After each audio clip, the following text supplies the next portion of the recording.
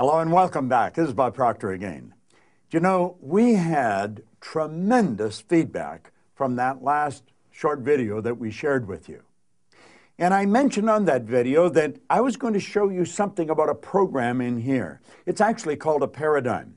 Now, paradigm is sort of a buzzword of the age that we're living in.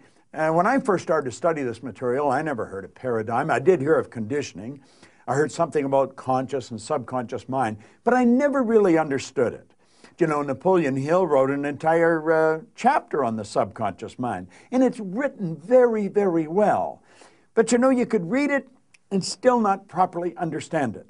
I had a great mentor one time said, you don't understand anything until you can explain it to someone else so that they understand it. Now, you know, I had been working for 9 years trying to figure out, why did Bob change? You know, what really happened? Why did the big change take place in my mind? You remember I told you I went from about $4,000 a year to, in a relatively short period of time, to over $1 million a year. And I was not that bright. Believe me, I never got good grades when I was in school, and I never stayed there very long. And so that led me to understand that earning money and intelligence they just don't equate. You're going to find people who are functionally illiterate. They can neither read nor write, yet they're earning millions of dollars a year. You're going to find other people who are absolutely brilliant. They've got degrees coming right off the end of their business card, and yet they're broke. Now, I want you to think about this for a moment. This is really important information. Well, I had studied all these books, and I had them all over the place. I had recordings. Now, when I started, we were playing with long-playing records. See, I've been around the park for a while. And then we went into cassettes, and then, of course, to CDs. Well, I had a great library of all this material, and study, but I still didn't understand. I didn't understand why I changed. I couldn't get the picture. And then I met a man in a seminar. I heard about him first. I was living in Chicago. I was working at Nightingale Conant at the time. And somebody told me about a man that was running a seminar in Vancouver, British Columbia. Bang, I jumped on the plane and away I went. And I spent a couple of days there. This guy was so good. The second he opened his mouth, I knew he knew what he was talking about. And when his seminar was over, I went up and I said, you know, I'd really like to spend a couple of days with you. I remember him looking at his watch and he said, well, I'd probably like to spend a couple of days with you, Bob, but he said, I've got to catch a plane. And I said, well, I've got to catch a plane too. And then he asked me, he said, where are you going? I said, I'm going home. And he said, where do you live? And I said, I live in Chicago. We said, what are you doing here? I said, I come out to hear you speak. And he looked at me. He said, you flew all the way from Chicago?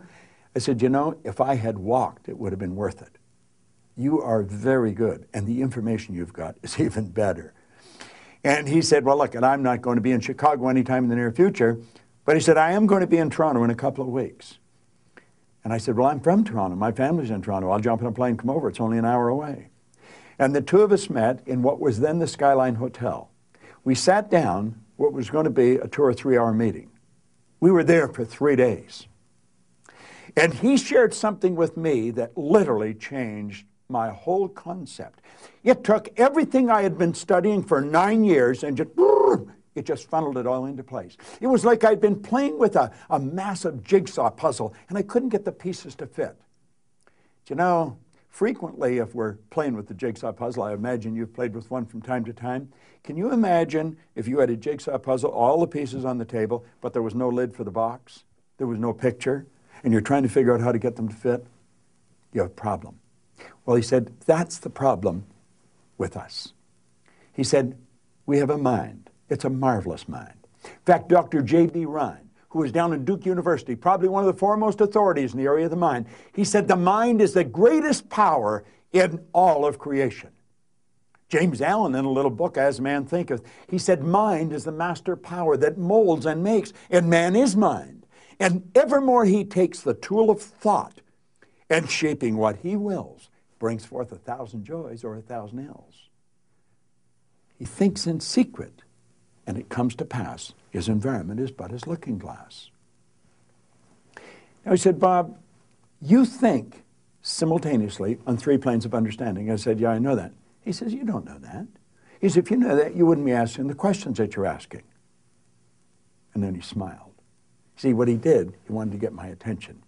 He said, you're a spiritual being, you have an intellect, and you live in a physical body. You're a triune being. You live simultaneously in 3 planes of understanding. Now, what you've got to understand is how to get those parts of you all lined up. Do you know that's called integrity? When your thoughts, feelings, and actions are all in sync. You say, well, isn't everybody like that? No. A lot of people are thinking one thing, feel another, and then doing another. There's no coordination. It's not lined up inside. Why? Because we're not taught how to line it up. Do you know there's a psychiatrist in Florida? If you went to my website, you go to bobproctor.com and wander around, you'll find it somewhere. His name's Dr. John Mike. He's a leading psychiatrist, child psychiatrist. He said, I taught him more about the mind in 1 year than he had learned in 4 years of medical school and 5 years of psychiatric training. His wife, Susan, is also a psychiatrist. They were blown away when I shared with them what I'm about to share with you. Now, the man told me, he said, listen, there was a doctor in San Antonio, Texas in 1934, Dr. Thurman Fleet. And he said he was very into the healing arts. He was into the holistic health. He wanted to heal the whole person. And he said, you know, we've been treating people physically, but he said when you treat them physically, you're treating a symptom. You're not treating the cause of the problem. We do that with our balance sheets. We're trying to change our finances when we're not treating the cause of our finances. I looked at him, I said, what do you mean? Well, he said, you lack money, you're trying to change your income. You don't change your income by changing your income. You change your income by changing something inside. Your income is an expression of what's going on inside. Just the same as there's disease in the body, it originates in the mind. Now, he said the problem is no one's ever seen the mind. The mind is not a thing. Mind is an activity. Now, most people, when you talk about the mind, they think about the brain. But the brain is not the mind any more than the fingernail is. You see, brain is an electronic switching station. As you activate brain cells, you alter the vibratory rate of part or all of your body. And as we activate the brain cells, we change our vibration, we change what we attract. But that's another story. He said the brain is only a part of the mind. Mind is movement. Body is the manifestation of that movement. Now, this Dr. Fleet said, since nobody's ever seen the mind, I'm going to make a picture of the mind. Because he said we have to have an image to operate with. There is the picture. You look at it and you think, come on. You know, it looks like a comic character. Well, I'm going to tell you something. If you stay with me and you study this like I've studied it, I'll show you how to change your life like night and day. Change your income, your health, your happiness, your relationships, because it all happens in the mind. Now, you see, the large circle is the mind. The small circle here is the body. The body is the instrument of the mind. That's really what it is. Now, you'll notice in the large circle, there's a horizontal line right through the center. The top half of the large circle is the conscious mind. The bottom half of the large circle is the subconscious mind. Now, the conscious mind operates quite different from the subconscious mind. Now, think of this for a moment. Your conscious mind has hooked up to it, like antennae, 5 sensory factors. You see them there? You can see, hear, smell, taste, touch. They're like little antennae sticking out of the conscious mind. And you see, from outside, information is being fed into our conscious mind. We go by what we hear, see, smell, taste, touch. That's how I'm communicating to your conscious mind right now. Well, we have all kinds of information coming in. And a lot of people call that thinking. That is not thinking, that's mental activity. Earl Nightingale one time said if most people said what they were thinking, they would be speechless. Your conscious mind has the ability to accept or reject any information that comes to it. Now look at, there's a power flowing into your conscious mind. It flows to and through you. As it flows into your conscious mind, you have a choice. You can originate information, or you can pick information up from outside. Now that's all happening in the conscious mind. It'll do nothing to change your life. It's the subconscious mind where it all happens. Now you see, your subconscious mind has no ability to reject. It'll accept anything you give to it. That's right. So you build pictures in your conscious mind, you impress them upon your subconscious mind, and those images then are expressed with and through the body. See, the body moves into action and produces results. So what's the bottom line here? We have the ability to originate a picture. We can plant the picture in the subconscious mind, and then that idea will be expressed in action and produce the results. Now, you've read that in many books. You consciously impress the idea upon the subconscious mind. The subconscious mind is also referred to as the emotional mind. You'll see it's the emotional mind. You've got to get an idea and get emotionally involved in it. But you know, there's all kinds of people that build ideas, they get emotionally involved, but it doesn't happen. Why? It's because your subconscious mind has been programmed. That's right. It's been programmed at birth. In fact, it's programmed prior to birth. Now, this drawing can be worth its weight in gold to you. I visualize myself, I see the stick person. I see the top half of my head as my conscious mind. I see the bottom half as my subconscious, and everything from the neck down is the body. And I have learned that my behavior, whatever I'm doing, is nothing but an expression of what's going on inside. Now, here's the paradox. I can be thinking something very positive. I can see something good happen, but I'm getting bad results. I see myself earning more money, but I'm going deeper in debt. I study the material, but it doesn't happen. And what happens then? I start to think there's something wrong with me. There's nothing wrong with you, but your subconscious mind has been programmed.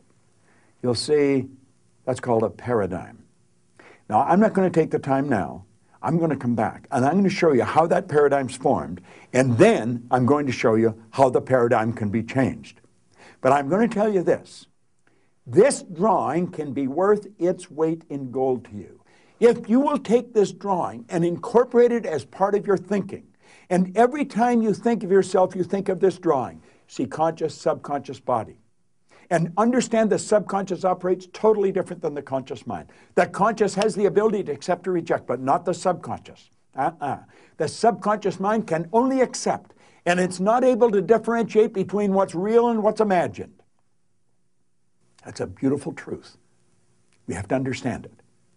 Now, I'm going to show you how you can take and change the paradigm. See, the paradigm is controlling your results. Your paradigm is a multitude of habits. It dictates your income. Your paradigm controls your logic. That's right. At one time, it was logical to believe that the world was flat. I mean, how would you ever live on the side? Forget the bottom. That was a paradigm. At one time, a paradigm believed we couldn't fly in airplanes. Anything heavier than air is attracted towards the center of the world. What happened? The Wright brothers altered the paradigm. They changed the logic. Your paradigm dictates your logic. See, consciously, I could talk to you about turning your annual income to a monthly income, and intellectually, you can entertain that idea. But as you got to get emotionally involved with it, your mind will kick it back out. Why? You're programmed for what you're earning. Now, by showing people how to alter the program, we show them how to change the results in their life. In the next video, if you're interested in this, you're going to want to come back. On the next one, I'm going to show you how your subconscious mind be programmed, why you learn the language you learn, why you have the little idiosyncrasies that you've got, why do you look like your relatives. It's all programming. And you know something? When you change the program, you change your life. See, I changed the program. I didn't understand what I was doing. You don't have to understand. It'll still work. But you've got to do it. Now, when you understand, then you can share it with someone else. See, I had something really great going for me, but I didn't know how to share it. And you know something? You don't enjoy anything until you first share it. I don't care if it's a new suit, a new car, until you share it with somebody else and say, hey, that's really cool. Then you feel better. Well, you see, I had changed. I didn't know why, so I couldn't share it. I do know why, and I'm going to share it with you.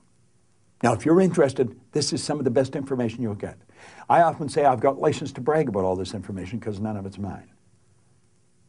It's priceless. It'll change your life.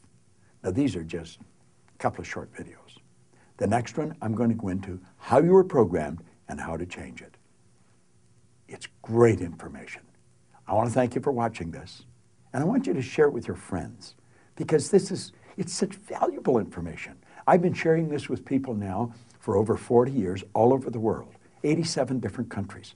I love it. You know, I was 75 my last birthday. I've got more energy than most people 25. You know why? I'm in control of my life. I don't let conditions or circumstance control me. I control me. I'm healthy, I'm happy, I'm wealthy. I have wonderful friends all over the world. You know why? I decided it would be that way. I changed the program. I wrote the program that I want to live. I'm going to teach you how to write the program in the next video. This is Bob Proctor.